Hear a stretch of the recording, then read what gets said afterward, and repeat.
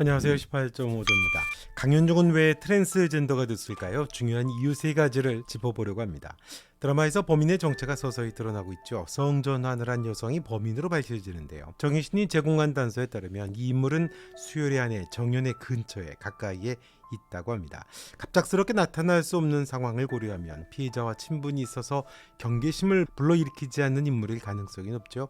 그런 맥락에서 정연과 함께 공방을 운영하는 서아라가 가장 의심스러운 인물입니다. 하지만 이 드라마의 진짜 핵심은 단순한 범인 찾기가 아니죠.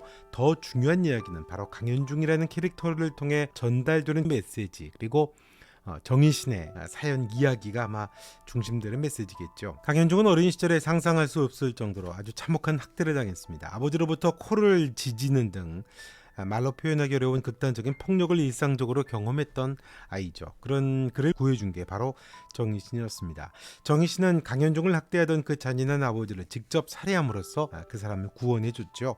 정희신과 수혈의 관계를 아는 사람은 많지 않습니다. 모두 정희신의 구원 행위와 연결된 그런 운명적인 관계에 놓여있던 사람들이었었는데요. 자, 그런데 강현중은 성인이 돼서 성전환을 선택했습니다. 드라마에서 강현중은 여자라서 무척 편하다고 했다고 하죠. 사람들이 의심하지 않기 때문이라는 겁니다. 물론 얼굴이 달궈진 숟가락으로 지져졌으니 성형 수술이 필요했겠지만 그가 선택한 건 단순히 외모의 변화가 아니라 완전한 성전환이었죠.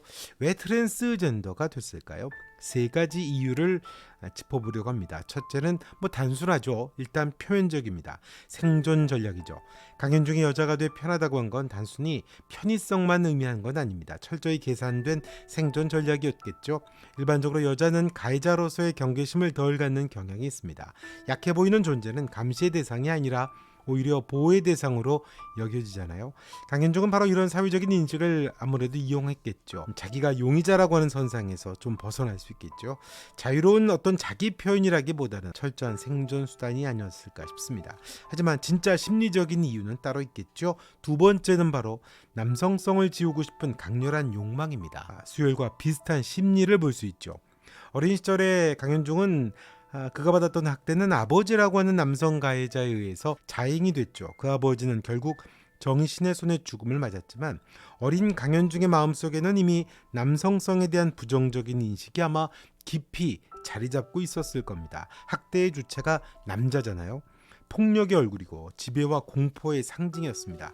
자신 역시 또 남자아이였으니까요. 남성으로 살아간다는 건 마치 자기 안의 괴물을 억누르며 사는 것처럼 아마 느껴졌을 겁니다. 그건 자신 안에 흐르는 피해 본능을 두려워했었던 수혈의 심리와 매우 유사하죠. 수혈 역시 자신 안에 연쇄살인마인 엄마 정희신과 같은 본능이 있을 거라고 몹시 두려워했습니다. 그가 경찰에 든 건 사람을 살리기 위한 거였지만 그마저도 자유롭게 사람을 죽일 수 있기 때문이 아닐까라고 하는 회의감을 가질 정도였습니다. 그래서 그는 아이를 갖지 않죠. 자신의 본성이 후대에 전해질 걸 두려워하기 때문이기도 하고 자신의 아이 역시 그로 인해서 고통받을 게 두려워서겠죠. 그런 것처럼 살인이라고 하는 가해 방식이 자신의 의지와 상관없이 얼마나 두렵고 무서운 일인지를 보여줍니다. 이와 똑같은 심리가 강현중에게도 작용했던 것으로 보입니다. 강현중에게 남성인 아버지와 동등한 남성이라고 하는 그 정체성, 자기가 남자니까 그건 아마도 공포의 대상이 아니었을까 싶습니다. 자신도 남자고 그 무섭도록 잔인하고 폭력적이었던 아버지의 아들이라고 하는 사실, 그 무서운 아버지의 흔적과 남성성을 지우고 싶지 않았을까요? 남성이라고 하는 정체성은 아버지의 폭력을 계속 떠올리게 하니까요.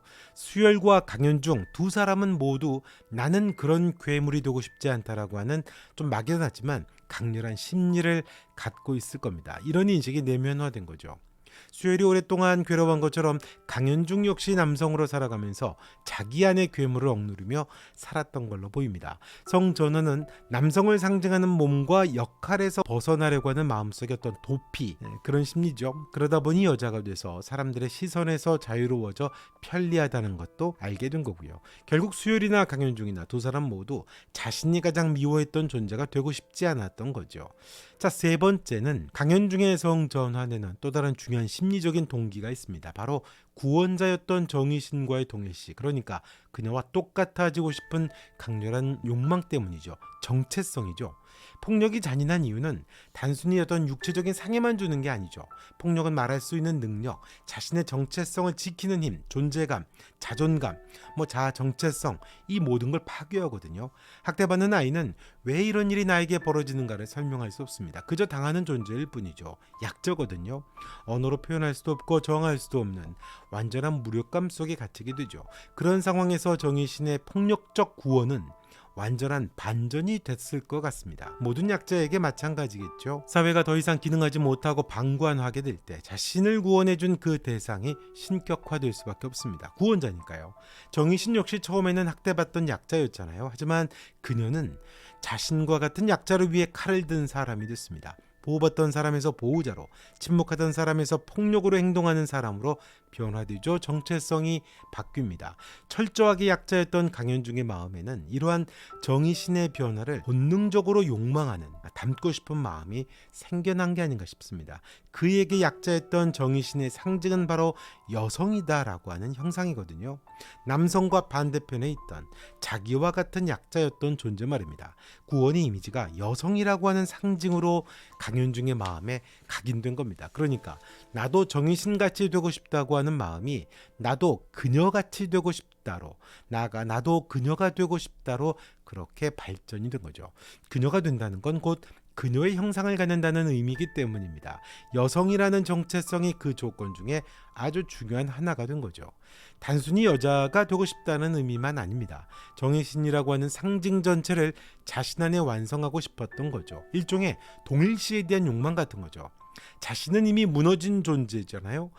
정의신이 새로운 정체성과 삶, 행동의 모델이 된 겁니다. 사실 구원의 서사라는 게 바로 그런 거잖아요. 다른 사람의 이야기, 그 서사를 가져와서 자기 이야기, 자기 서사로 만들고 싶거든요. 강현중은 내가 아닌 다른 누군가가 되어야 됐던 거고, 그게 여성이었던 정의신이었던 겁니다. 여성으로의 성전화는 바로 내가 정의신이 됐다는 것을 선언하는 마침표와 같은 의미를 갖고 있는 겁니다. 폭력과 학대의 피해자는 일반적으로 두 가지 중에 하나가 되잖아요. 자신의 상처를 반복하며 재현하던가, 그 상처를 극복하며 자신의 인생을 전혀 새롭게 써나가던가, 그렇게 되거든요. 강현중은 이 두 가지를 동시에 행동하고 있는 복합적인 인물이라는 거죠. 한편으로는 살인을 반복하면서 과거의 폭력을 재현해요. 동시에 여성으로 정체성을 바꾸면서 스스로 새로운 자기 인생의 서사를 써나가는 겁니다. 나는 이제 그 아이가 아니다. 나는 새로운 존재, 나를 지키는 사람이라고 하는 선언. 그게 바로 정의신을 닮은 여성이라는 정체성으로 변화를 택했던 거죠. 강현중을 단순히 성소수자라고 하는 설정에만 국한해서 보면 안 되겠죠. 이건 사회가 만들어내는 비극을 말하고 있기 때문입니다. 사회가 약자를 외면하고 사회가 해야 될 마땅한 기능을 포기할 때 그 과정에서 피해자가 어떻게 비극적으로 왜곡되는가를 보여준다는 겁니다. 어떻게 피해자가 복사된 괴물이 될 수 있는가, 그걸 말하는 거죠. 왜 그렇게 되는가라는 질문을 하고 있는 겁니다. 성전환은 피해자의 심리를 이해하는 중요한 매개차가 되는 겁니다.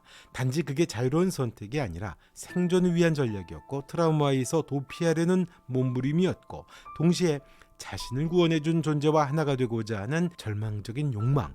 사회가 외면하는 동안 피해자는 그렇게 변화와 진화의 과정을 갖게 된다라고 하는 걸 이 성전환의 문제에서 들여다볼 수 있었던 게 아닌가 싶습니다. 자, 이번 영상은 여기까지 하겠습니다. 영상 보시고 좋으셨으면 좋아요, 구독, 또 여러분의 생각도 댓글로 남겨주시고요. 알림 설정도 부탁드리겠습니다.